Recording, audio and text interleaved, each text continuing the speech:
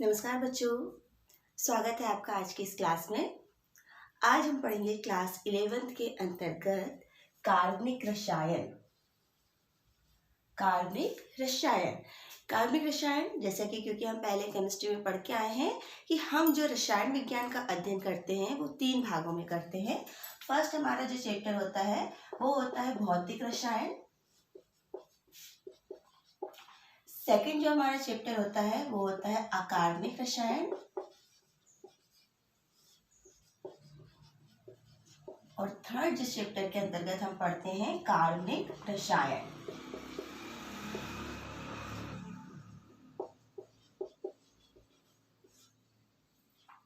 तो ये जो फर्स्ट, सेकंड और थर्ड, तो यहाँ पर ये जो थर्ड फोर्थ पोर्शन है कार्बनिक रसायन, आज हमको इसका अध्ययन करना है।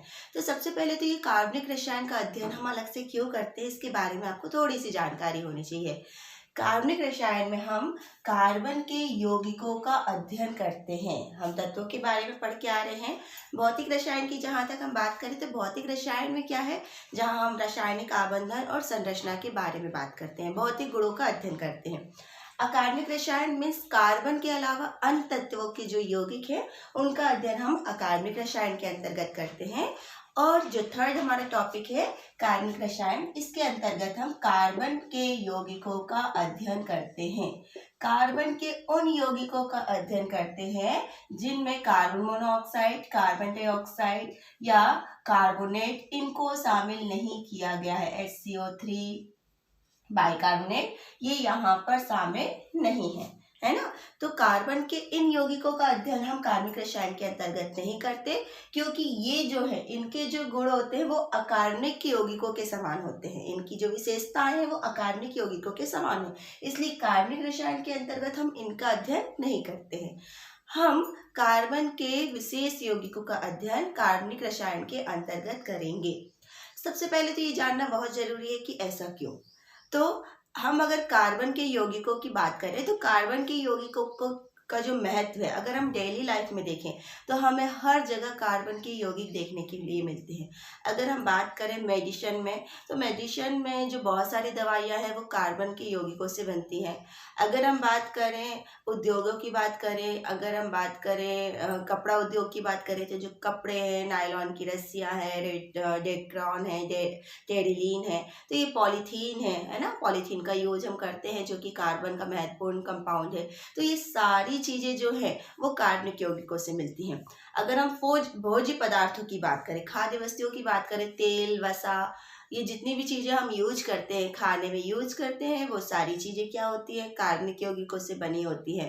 ठीक है। इसके अलावा अगर हम बात करें मनोरंजन की बात करें, तो हमने कहा प्लास्टिक, पॉलीथीन है। हाँ, पॉलीथीन के ढेर सारे खिलौने होते हैं, जितने भी लैपटॉप है, कंप्यूटर है, उनका जो स्क्रीन है, सारे कहीं ना कहीं कार्बन के जो कंपाउंड है उनसे बने हुए होते हैं। तो अगर हम डेली लाइफ में जिस भी क्षेत्र में जाते हैं, हम अगर बात करें कीटनाशकों की बात करें, उर्वरक मतलब हम कृषि के क्षेत्र में बात करें, तो जो भी हम उर्वरक वगैरह यूज करते हैं, हम जितने भी यूरिया यूज करते हैं, जितने भी कीटनाशक यूज करते हैं, उनमें कार्बन के यौगिकों का महत्वपूर्ण योगदान होते हैं। मोस्टली जो यौगिक हैं वो कार्बन के होते हैं। ठीक है। इसके अलावा अगर हम प्राकृतिक चीजों की बात करें, प्रोटीन है, सेलुलोज है, विटामिन है, हार्मोन्स है, ये सारी चीजों में कार्बन के यौगिक विद्यमान होते हैं। तो अगर हम देखें अपने आसपास के एनवायरनमेंट की बात करें, तो बहुत ज्यादा स्तर पर कार्बनिक यौगिकों का यूज होता है। लगभग इनकी जो संख्या है 10 लाख से भी अधिक है। 10 लाख से अधिक कार्बन के यौगिक ज्ञात हैं। और ये जो 10 लाख से अधिक कार्बन के यौगिक ज्ञात है, इनमें हर साल 7 से 8 हजार यौगिकों में वृद्धि होते जा रही है। मतलब हर साल 7-8 हजार यौगिक नए बनते जा रहे हैं, जिसके कारण इसका जो अध्ययन है थोड़ा विशिष्ट हो जाता है, थोड़ा सा कठिन भी होता है, और इसलिए इसको उठा के अलग कार्बनिक रसायन के अंतर्गत हम पढ़ते हैं। तो जो कार्बन के यौगिकों की संख्या है वो बहुत ज्यादा है। इसके कारण इसका अध्ययन करने के लिए हमें अलग से एक शाखा बनानी पड़ी, जिसे हम कहते हैं कार्बनिक रसायन। तो आप इसकी डेफिनेशन नोट कर सकते हैं। कार्बनिक रसायन की जो परिभाषा है वो क्या हो जाएगी, कार्बनिक रसायन के अंतर्गत हम कार्बन व इसके यौगिकों का अध्ययन करते हैं। कार्बनिक रसायन के अंतर्गत हम कार्बन व इसके यौगिकों का अध्ययन करते हैं और साथ ही साथ कार्बन से जुड़े हुए, कार्बन से जो यौगिक है उसमें हाइड्रोजन, नाइट्रोजन, ऑक्सीजन, सल्फर, है ना। कार्बन से सहसंयोजी बंध के द्वारा हाइड्रोजन, नाइट्रोजन, ऑक्सीजन, सल्फर ये जब बंधे होते हैं तो जो यौगिक बनाते हैं वही कहलाते हैं कार्बनिक यौगिक। तो कार्बनिक रसायन के अंतर्गत हम कार्बन के यौगिकों का अध्ययन करते हैं। साथ ही साथ बहुत इंपॉर्टेंट जो शब्द यूज करते हैं हम यहाँ पर हाइड्रोकार्बन, कार्बनिक रसायन के अंतर्गत हम हाइड्रोकार्बन का यूज करते हैं। हाइड्रोकार्बन कार्बन व हाइड्रोजन से मिलके बने जो यौगिक होते हैं हाइड्रोकार्बन कहलाते हैं। तो कार्बनिक रसायन के अंतर्गत हम हाइड्रोजन व कार्बन से मिलके बने यौगिकों का अध्ययन करते हैं। अब यहाँ पर एक क्वेश्चन उठता है कि ऐसा क्यों कि हम कार्बनिक रसायन के अंतर्गत इनका जो यूज करते हैं, किसका, कार्बन के यौगिकों का। तो ये जो कार्बन के यौगिकों का जो हम अध्ययन कर रहे हैं, ऐसा क्योंकि कार्बन के इतने सारे यौगिक ज्ञात हैं, है ना। हमने कहा कि 10 लाख से अधिक कार्बन के यौगिक हमको ज्ञात है। तो ऐसा क्यों, और हर साल 7 से 8 हजार यौगिकों का जो है यौगिकों की खोज हो रही है। तो इसका कारण अगर हम देखें तो कार्बन की जो विशेषताएं हैं, विशेषताओं को अगर हम देखें तो कार्बन की ऐसी कौन सी विशेषताएं हैं जिनके कारण कार्बन के इतने सारे यौगिक ज्ञात हैं। तो वहां पर अगर हम थोड़ा सा ध्यान दें तो आप ये बिंदु नोट कर सकते हैं कि कार्बन की मुख्य विशेषताएं लिखिए, मतलब ऐसी विशेषताएं जिनके कारण कार्बन के बहुत सारे यौगिक ज्ञात हैं। तो लिखेंगे, इसमें पहला पॉइंट है, फर्स्ट है कार्बन की चतुसंयोजकता। कार्बन की चतुसंयोजकता हम पढ़ के आ चुके हैं कि जो कार्बन है उसकी संयोजकता कितनी होती है, 4। मतलब ये कार्बन 4 बंध बनाने की प्रवृत्ति रखता है। 4 बंध बनाने की प्रवृत्ति के कारण इसके बहुत सारे यौगिक ज्ञात हैं। तो पहली तो है इसकी चतुसंयोजकता और दूसरी जो इसकी विशेषता है वो है श्रृंखलन। इन दोनों को हम साथ में देख सकते हैं, इसलिए मैंने दोनों पॉइंट लिख दिया। श्रृंखलन या चेन बनाने की प्रवृत्ति। तो जो कार्बन है, कार्बन की एक विशेषता होती है कि जो कार्बन है वो दूसरे कार्बन के साथ जुड़ने की प्रवृत्ति रखता है ना। तो कार्बन में ये जो श्रृंखलन का गुण होता है उसके कारण कभी हमको कार्बन के 3 कार्बन वाले यौगिक मिल जाते हैं, कभी हमको कार्बन के 4 कार्बन वाले यौगिक मिल जाते हैं और इस तरीके से कार्बन के बहुत सारे यौगिक बनते जाते हैं। तो कार्बन की ये जो दोनों विशेषताएं, एक तो 4 संयोजकता होती है, तो हमने कहा ये जो 4 संयोजकता के कारण ये 4 बंध बनाने की प्रवृत्ति रखता है और इसी से हमने जोड़ा श्रृंखलन। श्रृंखलन मतलब जो कार्बन होता है, कार्बन में एक कार्बन दूसरे कार्बन के साथ सहसंयोजी बंध बनाता है और एक लंबी श्रृंखला जोड़ने की प्रवृत्ति होती है। और इस श्रृंखला में क्योंकि हर एक कार्बन की संयोजकता कितनी है, 4, मीन्स जब ये कार्बन 4 संयोजकता बनाता है मतलब ये 4 अन्य परमाणुओं से जुड़ सकता है। अब ये जो श्रृंखलन की प्रवृत्ति है ये भी विशिष्ट होती है क्योंकि जब ये श्रृंखला बनाता है तो ये श्रृंखलाएं 2 प्रकार की हो सकती हैं। या तो ये सीधी श्रृंखला हो सकती है, सीधी श्रृंखला हो सकती है, या तो ये शाखित श्रृंखला हो सकती है। अब जब सीधी श्रृंखला होगी मीन्स ये जो कार्बन है जुड़ते जा रहे हैं इस प्रकार से, तो ये क्या कहला दिया हमने, 4 संयोजकता है, मतलब ये 4 अन्य परमाणुओं से जुड़ा रहता है। तो इस कंडीशन में कुछ यौगिक मिलते हैं। अब जब हम शाखित श्रृंखला की बात करते हैं मीन्स ये इस प्रकार से जब जुड़े हैं तो कोई एक कार्बन या 2 कार्बन या 3 कार्बन इस प्रकार से शाखा बना ले। तो जब ये शाखा बना लेता है तो फिर से इनके यौगिकों में जटिलता बढ़ जाती है। कभी ये शाखा सामान्य हो सकती है, कभी और घनी हो सकती है, विशिष्ट हो सकती है। तो शाखित श्रृंखला के कारण और ज्यादा यौगिक इसके मिल जाते हैं। तो ये जो हर एक कार्बन 4 संयोजकता बनाते जाता है, 4 अन्य परमाणुओं से जुड़ता जाता है और श्रृंखला बनती जाती है। इसके कारण हमें अलग अलग प्रकार के बहुत सारे यौगिक ज्ञात होते हैं जो कि एक दूसरे से भिन्न होते हैं और इसी भिन्नता के कारण इनका अध्ययन हमें अलग से करना पड़ता है। ठीक है, तो ये जो 2 विशेषताएं बहुत इंपॉर्टेंट हैं जिसके कारण कार्बन के बहुत सारे यौगिक ज्ञात है। अब इसके अलावा और भी विशेषताएं हैं, आप नोट करते जा रहे हैं इनको। फर्स्ट कि कार्बन की जो प्रवृत्ति होती है वो चतुसंयोजकता के कारण 4 बंध बनाने की प्रवृत्ति होती है। दूसरा इनमें श्रृंखलन का गुण पाया जाता है, मतलब कि एक कार्बन दूसरे कार्बन से जुड़ते जाते हैं और सहसंयोजक बंध के कारण श्रृंखला बनाते जाते हैं। और ये जो श्रृंखला है वो भी दो प्रकार की हो सकती है, सीधी है श्रृंखला, शाखित श्रृंखला। इसके अलावा एक और प्रवृत्ति होती है कि ये वलय श्रृंखला भी बना सकता है, चक्रीय यौगिक। ये चक्रीय यौगिक बनाने की प्रवृत्ति भी रखता है। मीन्स ये जो एक कार्बन है वो इस प्रकार से भी जुड़ सकता है, एक कार्बन दूसरे कार्बन से जुड़ता जाता है और वलय बनाने की प्रवृत्ति रखता है। तो बहुत सारे यौगिक जब हम पढ़ते हैं तो हमको वलय के रूप में मिलते हैं। अब ये जो वलय होता है ना, वो वलय 4 कार्बन 5 कार्बन 6 कार्बन, बहुत मतलब कार्बन की संख्या बढ़ते जाती है और जो वलय है वो भी परिवर्तित हो जाता है इस प्रकार से। जैसे 4 कार्बन की श्रृंखला हो गई, 6 कार्बन की श्रृंखला हो गई। तो ये जो विशिष्ट गुण है उसके कारण कार्बन के बहुत सारे यौगिक ज्ञात है। ठीक है, अब नेक्स्ट पॉइंट इसी में हम लिखेंगे। हमारे पास श्रृंखलन के साथ साथ कुछ और विशेषताएं हम देखेंगे, आप नोट करते जाएंगे इसको। फिर हमारे पास जो थर्ड विशेषता है कि ये बहुबंध बनाने की प्रवृत्ति रखता है, बहुबंध बनाने की प्रवृत्ति। बहुबंध मीन्स कार्बन की जो प्रवृत्ति होती है, कार्बन कार्बन एकल बंध भी बनाता है। जो कार्बन है वो कार्बन के साथ सिंगल बॉन्ड बना के भी जुड़ सकता है, कार्बन कार्बन के साथ द्विबंध बना के भी जुड़ सकता है, और ये जो कार्बन है वो कार्बन के साथ त्रिबंध बना के भी जुड़ सकता है। मतलब कार्बन की जो प्रवृत्ति है वो single bond, double bond, triple bond, तीनों प्रकार के बंध बनाता है। मतलब बहुत सारे यौगिक तो सिंगल बॉन्ड के हैं ही, साथ ही साथ द्विबंध और त्रिबंध के भी बहुत सारे यौगिक हमको ज्ञात है। फिर अगर हम देखें यहाँ पर फोर्थ पॉइंट कि ये जो नेक्स्ट है संकरण की बात करें, है ना। संकरण के आधार पे जो कार्बन की विशेषता होती है, कार्बन में sp संकरण, sp2 संकरण और sp3 तीनों प्रकार के संकरण करने की प्रवृत्ति होती है, जिसके कारण कुछ यौगिक sp संकरण वाले मिल जाते हैं, sp2 वाले भी मिल जाते हैं और sp3 वाले भी। मतलब जो कार्बन है, कार्बन संकरण के फलस्वरूप बंध बनाता है ना, तो बंध बनाने में वो sp संकरण का यूज कर सकता है, sp2 का भी यूज कर सकता है और sp3 का भी यूज कर सकता है। तो फिर से इसके जो यौगिक है उसकी प्रवृत्ति कैसी हो जाती है, विशिष्ट हो जाती है। मतलब कुछ यौगिक यहाँ पर sp संकरण वाले मिलेंगे, बहुत सारे यौगिक sp2 वाले भी है और बहुत सारे यौगिक sp3 वाले भी है। तो एक इसकी प्रवृत्ति ये भी हो जाती है।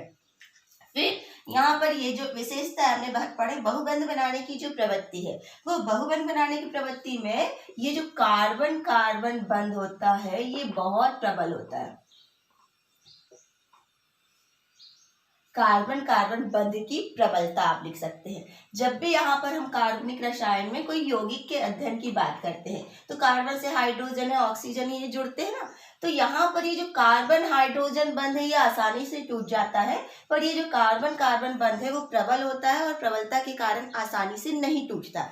मतलब कि इसके जो यौगिक होते हैं वो स्थायी होते हैं, है ना। ये यौगिक बनाता है और वो यौगिक कैसे स्थायी है, मतलब कि स्थायी होने के कारण वो अपना एक विशिष्ट महत्व रखते हैं, विशिष्ट स्थान रखते हैं।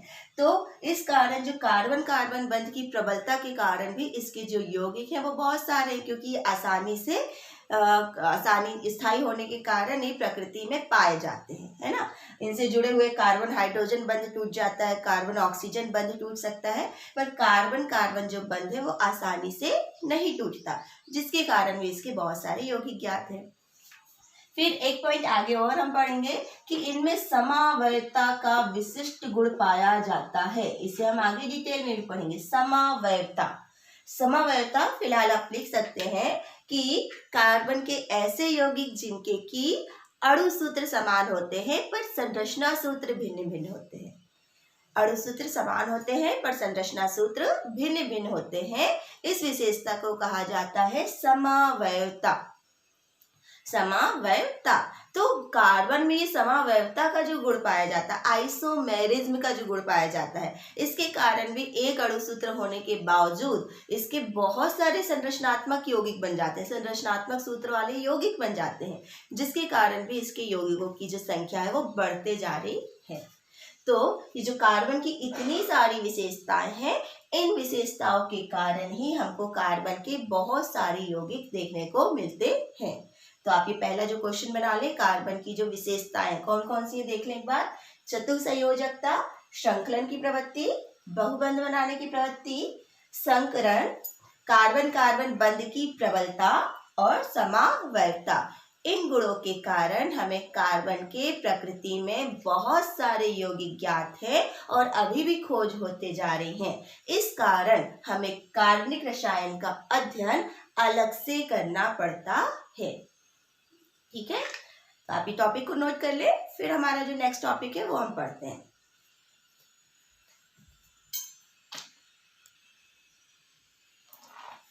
नोट कर लिया होगा आपने। अब हमारा जो नेक्स्ट टॉपिक है वो है कार्बनिक यौगिकों का वर्गीकरण।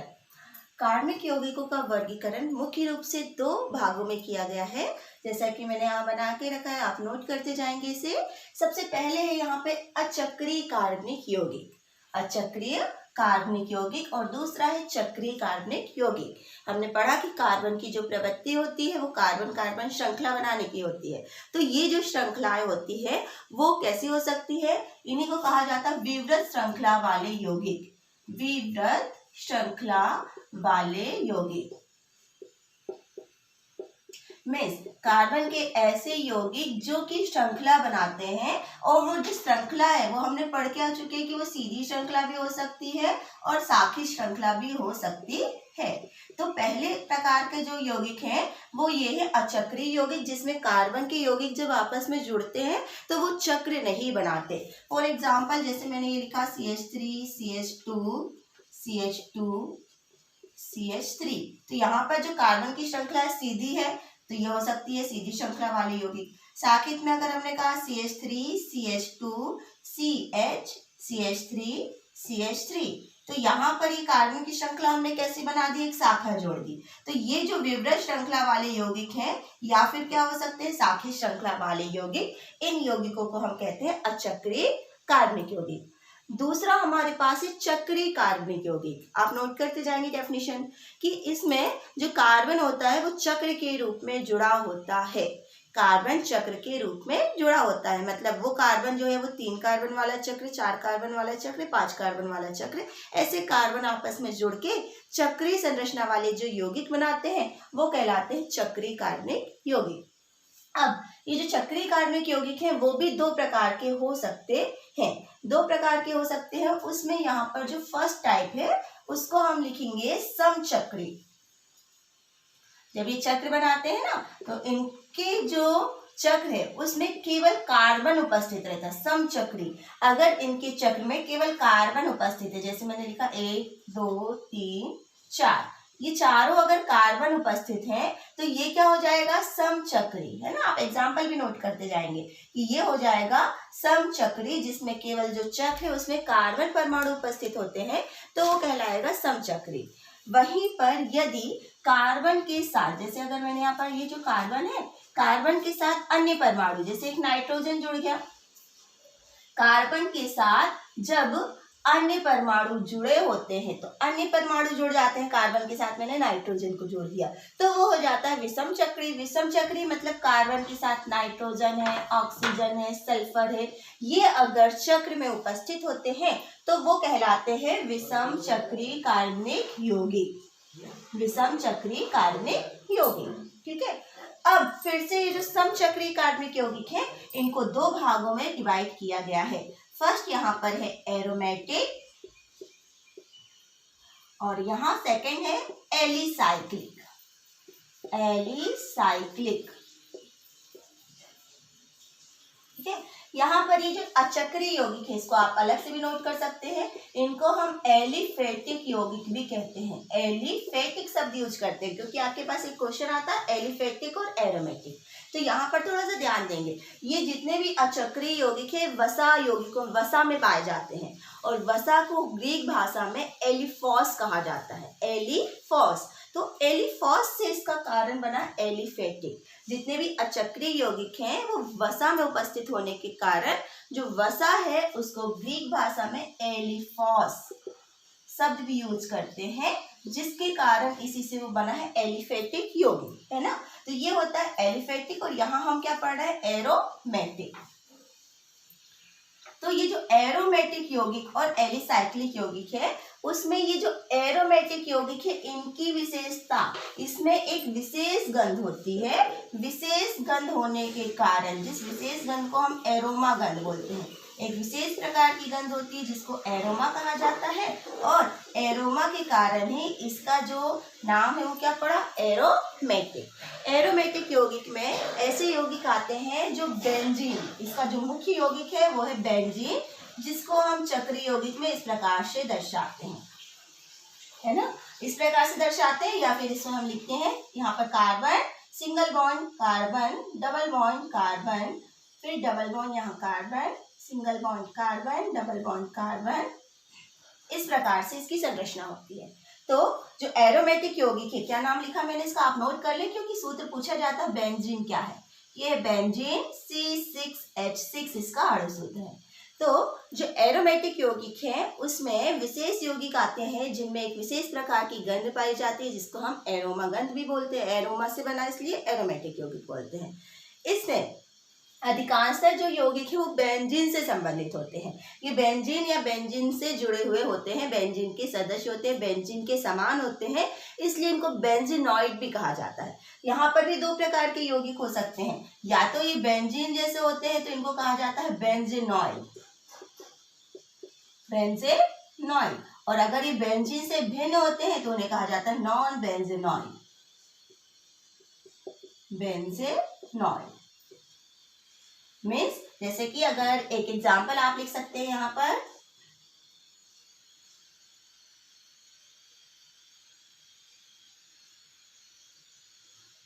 ये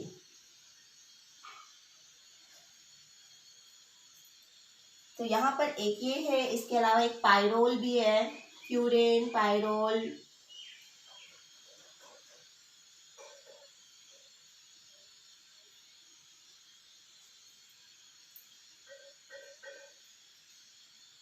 ये फ्यूरेन और ये पायरोल।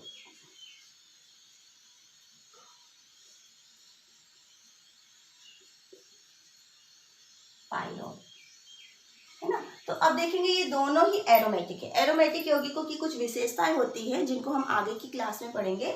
स्पेशली यहाँ पर कहा जाता है ये चक्रीय होते हैं, और दूसरा इनके पास एकांतर क्रम में सिंगल व डबल बॉन्ड होते हैं, है ना। तो बस यहाँ पे जैसे ये single double single double single double, यहाँ पर भी single double single double single, तो ये एक विशेषता होती है किसकी, एरोमेटिक यौगिक की। तो ये एरोमेटिक यौगिक या तो बेंजीन के जैसे हो सकते हैं, मतलब जिसमें बेंजीन वलय उपस्थित होता है, बेंजीन से अन्य प्रतिस्थापी जुड़ जाते हैं, तो उन्हें हम कहते हैं बेंजीनॉइड। या फिर ये बेंजीन से अलग हो सकते हैं, जैसे यहाँ 5 कार्बन हो गए हैं, 1 2 3 4 कार्बन हो गए, ऑक्सीजन जुड़ गया, है ना।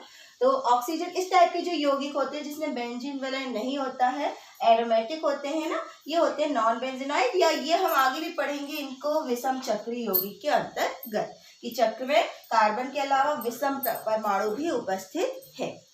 ठीक है। अब यहाँ पर ये दूसरे, यहाँ पर ये जो एलिसाइक्लिक यौगिक दिया है, एलिसाइक्लिक का मतलब होता है ये चक्रीय तो होते हैं, चक्रीय होते हैं, लेकिन चक्रीय होने के साथ साथ इसमें एलिफेटिक के समान गुण पाए जाते हैं। चक्रीय होते हैं एरोमेटिक यौगिक की तरह, पर इनमें एरोमा गंध नहीं होती, इसमें विशेष प्रकार की कोई गंध नहीं होती है, केवल ये एलिफेटिक यौगिक के समान व्यवहार करते हैं, इस कारण इनको हम कहते हैं एलिसाइक्लिक, है ना। तो एलिसाइक्लिक फॉर एग्जाम्पल, जैसे यहाँ पर हमने लिखा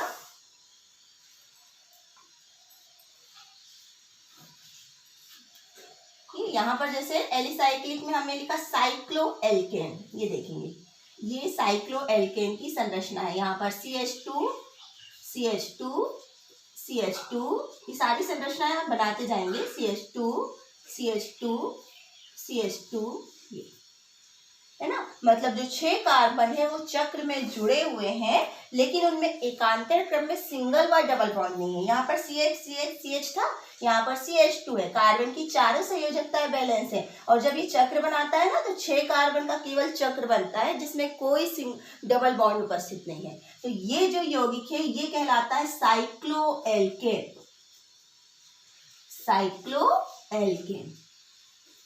ठीक है। तो ये जो साइक्लोएल्केन है वो एक एलिसाइक्लिक यौगिक है जिसकी विशेषताएं किसके समान होती है, अचक्रीय एलिफेटिक यौगिकों के समान होती है।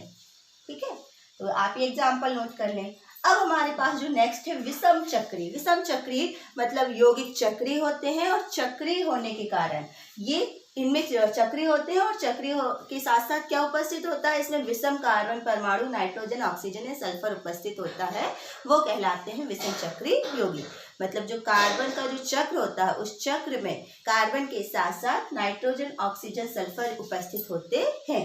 ये एरोमेटिक हो भी सकते हैं और नहीं भी, जरूरी नहीं है कि ये एरोमेटिक है। जैसे हमने कहा एरोमेटिक में ये एरोमेटिक होते हैं, विषम चक्री है पर एरोमेटिक होते हैं, तो ये एरोमेटिक हो भी सकते हैं और नहीं भी हो सकते हैं, तो ये कहलाते हैं विषम चक्री यौगिक। ठीक है, अब ये जो पूरा इंपॉर्टेंट टॉपिक है इसमें हमको ये जो पढ़ना अचक्री यौगिक, इसके अंतर्गत हम विशेष रूप से पढ़ने वाले हैं दो प्रकार के यौगिकों के बारे में, जिसको हम यहीं से देख लें। अचक्री यौगिक में ये हाइड्रोकार्बन होते हैं। हाइड्रोकार्बन यहाँ पर एक प्रकार से ये हाइड्रोकार्बन का भी वर्गीकरण है ना, क्योंकि कार्बनिक यौगिक मुख्य रूप से क्या है, हाइड्रोकार्बन, हाइड्रोजन व कार्बन से मिलके बने यौगिक हाइड्रोकार्बन कहलाते हैं। और जब हम इनका वर्गीकरण देखते हैं तो इसमें जो अचक्री यौगिक है वो दो प्रकार के भी हो सकते हैं, संतृप्त हाइड्रोकार्बन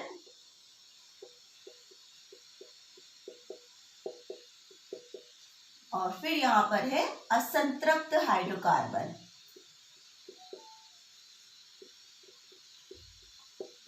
संतृप्त हाइड्रोकार्बन और असंतृप्त हाइड्रोकार्बन। संतृप्त हाइड्रोकार्बन के अंतर्गत हम पढ़ने वाले हैं एल्केन के बारे में, और असंतृप्त हाइड्रोकार्बन के अंतर्गत हम दो प्रकार के यौगिक पढ़ेंगे, एल्कीन और एल्काइन। इन्हें हम डिटेल से आगे की क्लास में पढ़ेंगे, एल्कीन और एल्काइन। पर क्योंकि वर्गीकरण पढ़ रहे हैं तो वर्गीकरण में आपको पता होना चाहिए कि एल्केन, एल्कीन, एल्काइन कहाँ है। तो एल्केन, एल्कीन और एल्काइन अचक्री एलिफेटिक हाइड्रोकार्बन है, जो कि या तो संतृप्त हो सकते हैं या तो असंतृप्त हो सकते हैं। क्यों होते हैं, किस लिए होते हैं, ये हम आगे की क्लास में पढ़ेंगे। तो फिलहाल आप ये वर्गीकरण नोट कर लें कि संतृप्त हाइड्रोकार्बन जिसमें संतृप्त और असंतृप्त इन दोनों की डेफिनेशन आप यहीं पर नोट कर लें कि संतृप्त हाइड्रोकार्बन में कार्बन की जो चारों संयोजकताएं होती हैं वो चार अन्य परमाणुओं के द्वारा संतुष्ट होती हैं, उन्हें हम कहते हैं संतृप्त हाइड्रोकार्बन। ठीक है, जबकि असंतृप्त हाइड्रोकार्बन ऐसे हाइड्रोकार्बन है जिनमें कार्बन की जो चार संयोजकताएं होती हैं वो चार बंधों के द्वारा संतुष्ट ना होके, चार परमाणुओं के द्वारा संतुष्ट नहीं होती, जिसके कारण जो कार्बन होता है वो द्विबंध व त्रिबंध बनाने की प्रवृत्ति रखता है। और जब द्विबंध बनाता है तो वो कहलाते हैं एल्कीन, और जब त्रिबंध बनाता है तो वो कहलाते हैं एल्काइन, और जब सिंगल बॉन्ड बनाता है तो वो कहलाते हैं एल्केन, है ना। तो संतृप्त हाइड्रोकार्बन जिसमें कार्बन कार्बन के बीच में सिंगल बॉन्ड होते हैं, असंतृप्त हाइड्रोकार्बन जिसमें कार्बन कार्बन के बीच में द्विबंध या त्रिबंध उपस्थित होते हैं। तो ये भी अलग से हमारा एक पूरा टॉपिक है जिसे हम आगे की क्लास में पढ़ेंगे। फिलहाल आप इनको वर्गीकरण को नोट करें और इसके बारे में लिखें। ठीक है, थैंक यू।